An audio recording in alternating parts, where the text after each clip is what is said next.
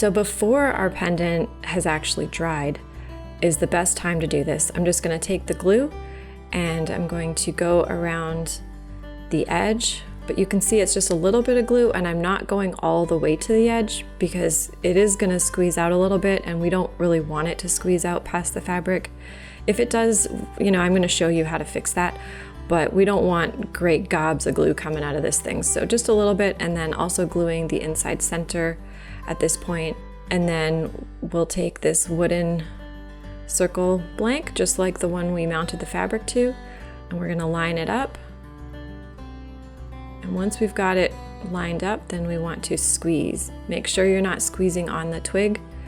Twigs are pretty tough, but you've worked this hard and come this far, it would be a shame if it broke. So we just try to, you know, treat the twig carefully.